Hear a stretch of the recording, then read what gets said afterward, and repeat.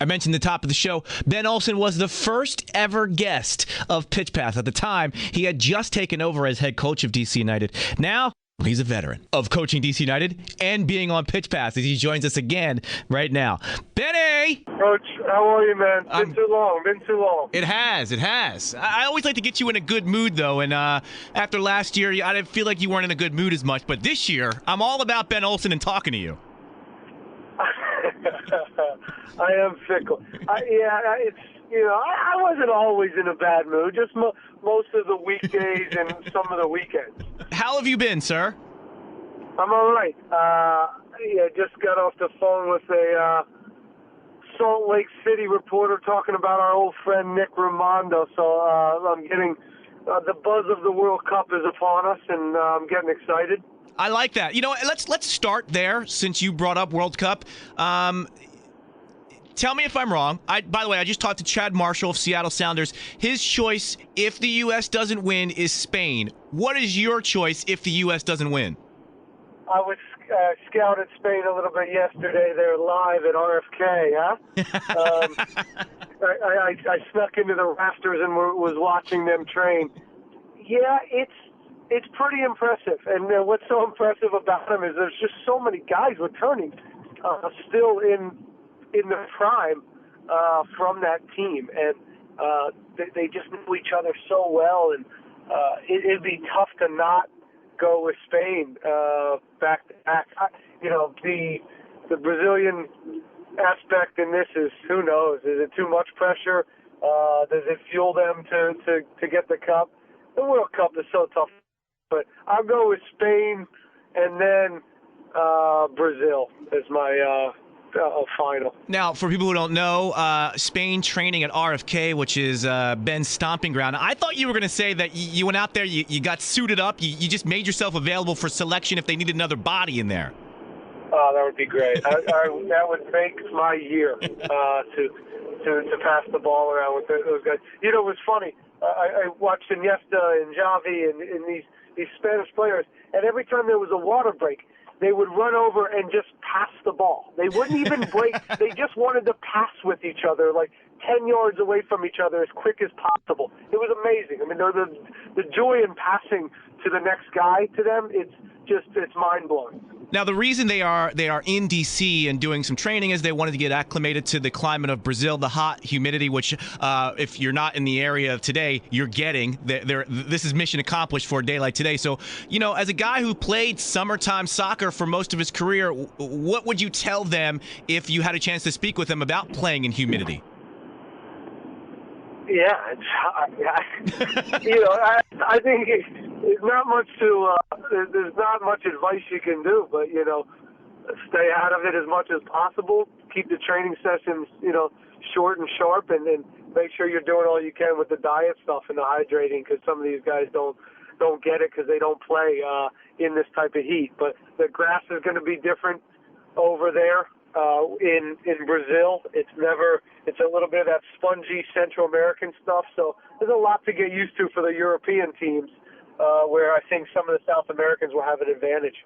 Now we'll see how objective you are. As I'm looking, and when I saw the USA's group when it was pulled in December, obviously I had that first moment where I was scared and I thought to myself, this is an impossible mountain to climb. And then I started to think about it. Here's my optimistic outcomes for the U.S.'s group.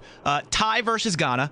Tie versus Portugal. Then you play a Germany team that has already qualified for the next round, maybe resting guys, maybe holding guys out for yellow card accumulations. I say win versus a German side that doesn't have anything to play for. You move on to the next round. Am I crazy? No, you're not crazy. The World Cup is crazy. I mean, those first rounds are nuts. There's so many balls in the air. You'd love to start off with a win, I think, against Ghana. But a tie, you're living. You're doing okay. But I do think we have to try to get 3 against Ghana. And I don't know if Germany, it's going to be that easy, right? It's a group of death for everyone. Germany, Portugal. Germany doesn't like the group either. Neither does Portugal, right? So they're all going to be, I think it still will come down to that last day. I don't know if anybody's going to be safe. You mentioned our friend Nick Raimondo. I'm sure you probably had a chance to speak with him over the course of the last few weeks as he gets ready to leave for Brazil. You've been in this situation as a member of the 23-man squad in 2006. What kind of things go through your mind at this juncture? Is it a nervous energy? Do you just want to get there on site and get into it? Where's your head at as a player right now? I think you're just jazzed. You're just jazzed up to be there. You want to be a good teammate. You want to get fit. You want to start to see your team develop. And yeah, you want to get to Brazil. You want to get in your hotel and get sorted. I'm very happy for Nick. I'm very happy for Kyle. Some of these guys and Wondolowski that have, kind of grinded their way into this team, because it reminds me a little bit of how I got on there. Mm-hmm. I joked that I was running behind the plane, like grabbing onto the wheel to get to Germany. So I think they're just excited to be a part of the group and looking forward to the challenge that they have.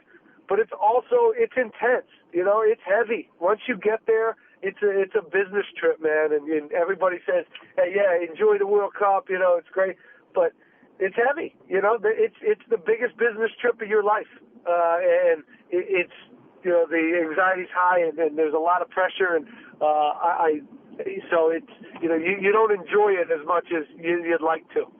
I just talked to Chad Marshall, as I mentioned. They actually, as we bring it back to the league, they actually have a nice little break due to the World Cup. But then I was looking at the United schedule. Other than an 11-day break, which isn't that big of a deal, you guys are kind of working through the holiday, if you will, with that U.S. Open Cup match. Is that something that is playing into your favor, or would you prefer to have that 2-week kind of period where you're not really doing anything? As a player, I would have liked the 2-week break. As a coach, I don't mind the way it's set up, because I'm still able to get them, 3 days off here and 4 days off on the back end of the 2 weeks. But in between, we have an Open Cup game, and we actually have the Montreal game that only 3 teams in the league have the Wednesday after this weekend. So I'm okay with it. Again, being a coach and trying to make sure we don't just, leave for 2 weeks and then come back and have to restart. We're in a fairly good rhythm. We still have a long way to go and a lot to work on. So, I think they'll feel like they've recovered enough and they've gotten their break, but they're also coming back in. So I don't think they're happy with it, but I'm okay with it. Now, as the defending U.S. Open Cup champions, I know you guys are taking it seriously, and I know that you're going to say all that. But having said that, does the fact that this game kind of falls during a lull in the MLS schedule allow you to do some things in the U.S. Open Cup that maybe you wouldn't have been able to do if you were doing weekly league matches? Well, we've got a different group than we did last year, right? And we're in a different situation as well. So there's all types of different things that play into the Open Cup. One of my main, thoughts on the Open Cup right now is I like my 11 through 18, 19 players. We've got a lot of talented players, and I want to see them play in real games. Not only for now, but for down the line. And we've knock on wood, been fairly healthy. So some of these guys like Steve Birnbaum and Nana Akora and Taylor Kemps, and these guys have not gotten enough real game time. They've gotten some Richmond games, so that might be an opportunity to see them play. But saying that, I expect to win those games. I've seen this second team and the depth that we have. If we stay healthy, knock on wood, that team can certainly win the first 2 rounds. Now, I'm not going to ask you about the Peter Vermees post-match comments. I don't want to start any beefs, although I would love if you did start a beef, but I don't think that you will. I think you're a more mature coach than you were a few years ago. So I'll ask you this question in this way. The term Benny Ball has been thrown out amongst DC United supporters, and what we've seen from United the last few matches has been termed Benny Ball, and you've gotten the results that you've needed or you've wanted. Is this the kind of or style of play that you want this team to be playing? No, obviously we need to get better. We need to, stylistically, be a better team. There's been a few games where we've had to grind out. Soccer-wise, the other team was better than us. And again, it wasn't designed that way, but throughout the game, the ball moved well on their side, and they had more soccer in them on the day. And we found a way to get results. I'm not going to apologize for that. I'm not going to apologize for 3 points to anybody with a group that's been together for 4 months and 7 new starters. This stuff takes time. Now, you could say Kansas City played their second team. Fine. I give them credit. They're a good organization, and Peter's a good coach, and he's done a good job. So I'm not going to get into any pissing contest with him. But I would say if you look through that game, we were a little bit more on the counterattack, that's for sure. But there's no reason why we can't score 2, 3, 4. We had better chances than them. If you really break that game down, we've got more looks, more opportunities to score. Yeah, we didn't dominate possession, but that's not what the game's always about. Would I like to dominate possession and still win? Yeah, why not? It's more fun to have the ball, but that's not always the reality in soccer. And there's been a lot of games where we have dominated possession this year. So I think maybe expectations are a little high right now with some people, but that's okay. That's what fans do. So are you here to temper expectations, or is you say this team isn't where it needs to be in your mind? I talked to Chris Rolfe about a month ago. He talked about the team still coming together. I asked him, okay, we hear that kind of talk all the time, but how long does it truly take? In your mind, they're not there yet. Well, we're there in some aspects. We're there in aspects of the way we defend and our battle mentality, our commitment, but some of the pieces at times it's not clicking, and that's okay. That happens, and it doesn't click every game. There's some games that they have clicked, and we played pretty darn good, and we scored a lot of goals, and we played well against some teams. But some teams have we have trouble matching up against right now. Some of it's tactical, some of it's how we play, and the product of who we are and the personnel that we have. So yes, we need to get better, but we're in second place right now, being dead last year. Yeah. So I'm optimistic of where we're at, but we always need to get better. And how long does it take? It takes years. It takes to really get your team clicking to where you would really want them. It takes years, but not many teams have years, 3 years to have your core group together constantly. That's something we'll try to do here. But again, I'm comfortable with the group right now, but we certainly have to get better. After the Espindola, I'm gonna put it in quotes, goal last week, a lot of people took and the thing was, well, everything that could have gone wrong last year for DC United went wrong, and 2014 has been the exact opposite. Everything that could have gone right has gone right. I take a little umbrage with that comment. I look at some of the injuries. I'm pointing to Chris Pontius specifically. Not everything has gone right for DC United, and yet you guys have still found a way to turn around. Is it just a matter of breaks going your way, or more breaks going your way this year than last year? No. The reason we were in last place last year wasn't because we didn't get any breaks. That was a small part of it, but there was a lot to that, and it's the same thing on the winning side. Yeah, breaks are a part of this, but and a little bit of fortune, but that's not everything. There's hard work. There's moves that the coaching staff is doing. There's just having better individual players out there that have been around and know how to win games and know how to make plays. There's all these other things into it. It annoys me a little bit when it's all about bad breaks and good breaks. Yeah. And unfortunately, sometimes when your things aren't going well, you lean a little heavier on the bad breaks, right? And things are going good, you might look away at the fortune. You don't remember the good calls that came for you. You don't remember the own goals that were on your side. And some of that stuff has gone our way. I think Fabi actually tried that, but the verdict is certainly out. You say you think, and that was going to be my next question, because you didn't actually acknowledge anything about whether you thought it was a shot or a cross, which led me to believe you asked him. So, but now you're saying you think. Did you ask him? Yeah, he thinks he tried it. He 100% thinks he tried it, and that's good enough for me. But I would do the same thing probably if I did that. I can't tell. I've looked at it several times. I think who else would try that on our team? True. Right? He's the only one. So I got to ask you about Saturday, because it's a little bit different as far as, that's the question, actually. You're playing at FedEx Field rather than RFK. You're playing as part of a doubleheader rather than a standalone match.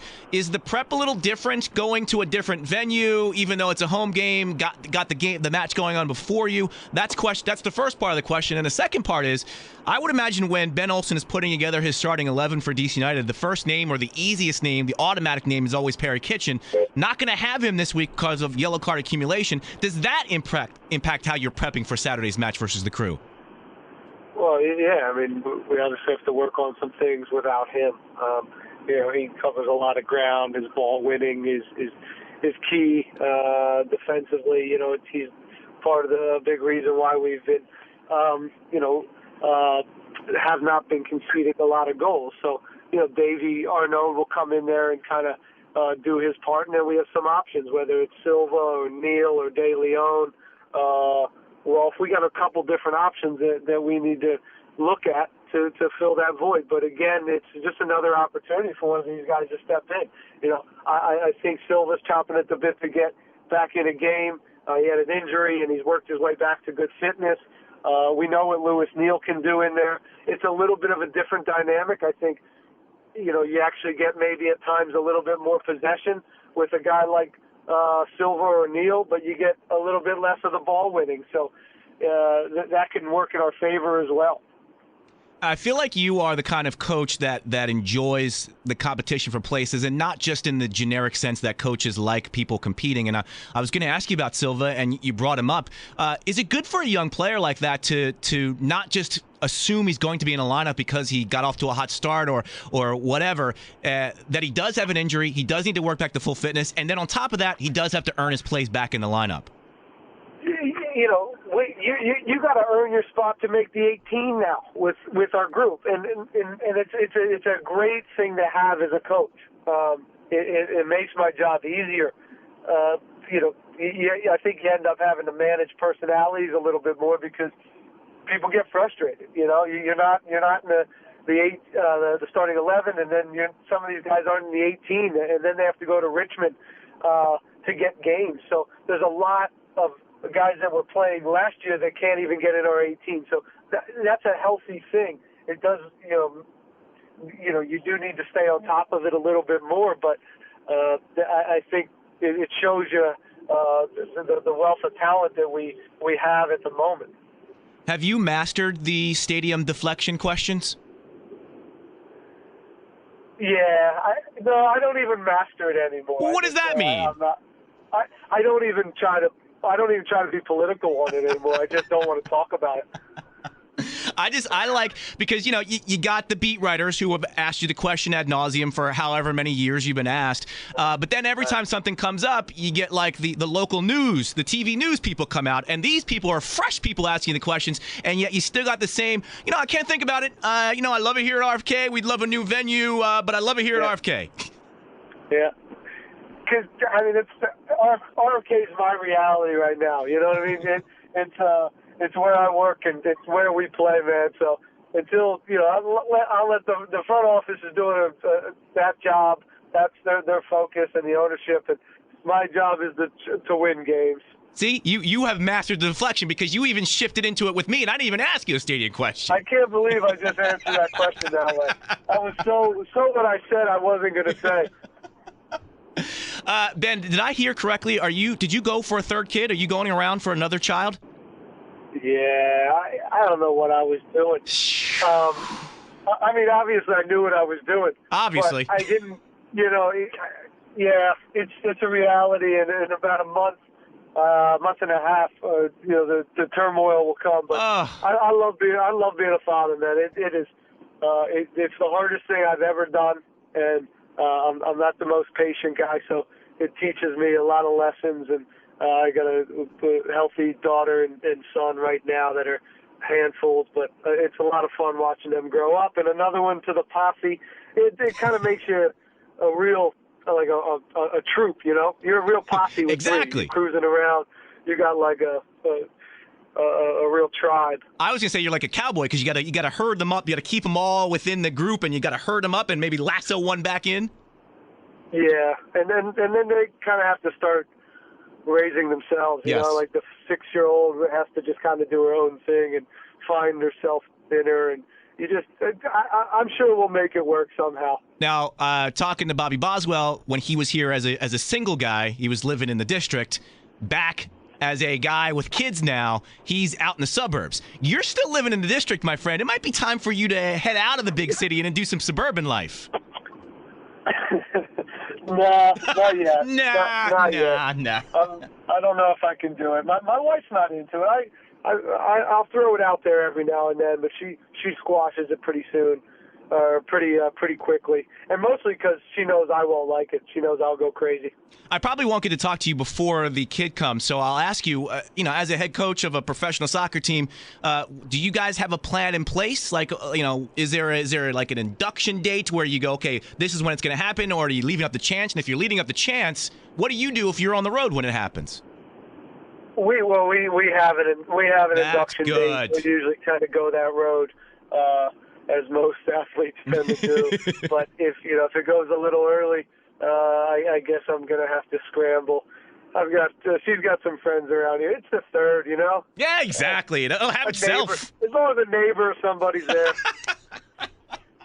Well, Ben, congratulations. Best of luck to you the rest of the season. Obviously, as a United fan, I'm rooting for you. And when I say that, I really mean it as opposed to when I say it to other teams when I'm just like, good job. But best of luck to you guys, my friend.